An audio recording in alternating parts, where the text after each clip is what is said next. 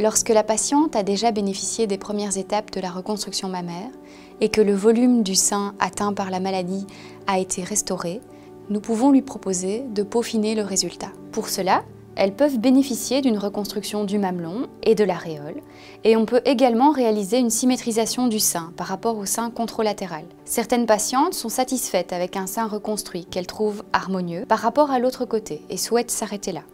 Tandis que d'autres souhaitent une restauration plus complète du sein avec une reconstruction de l'aréole et du mamelon que l'on peut qualifier de touche finale à la reconstruction.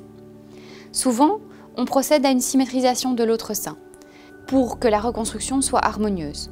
On peut réaliser une réduction de ce sein qui n'a pas été malade, l'augmenter ou simplement le remonter. Dans certains cas, on peut également utiliser la propre graisse de la patiente que l'on prélève dans certaines zones où il y a un éventuel excès pour venir remplir et apporter du volume au sein. Cette intervention s'appelle du lipofilling. Ces interventions de symétrisation sont prises en charge par la mutuelle. La reconstruction du mamelon, ça se fait par un petit lambeau de peau et de tissu suscutané que l'on modèle de manière à créer un relief et une forme harmonieuse en 3D. On les réalise en général quelques mois après la reconstruction du sein, afin d'obtenir la meilleure symétrie possible entre les deux seins. Il n'y a pas de limite de temps pour se décider à faire cette intervention. Lorsque le mamelon est reconstruit, la reconstruction de l'aréole peut se faire par greffe de peau ou par tatouage, ou par combinaison des deux. Le tatouage est une technique très répandue.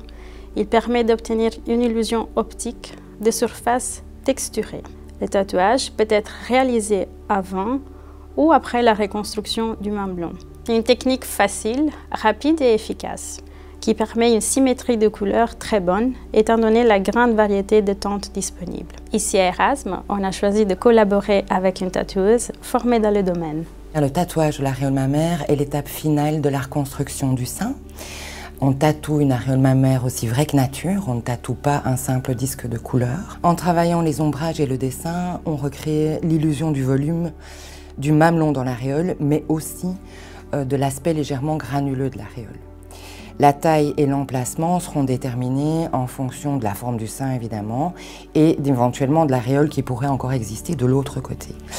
La procédure se fait toujours en 2 séances.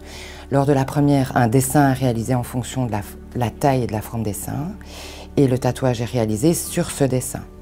Les couleurs vont être choisies en regard des couleurs de l'aréole existante ou de la carnation de la peau. Une retouche de ce travail est nécessaire 6 à 8 semaines après la première prestation.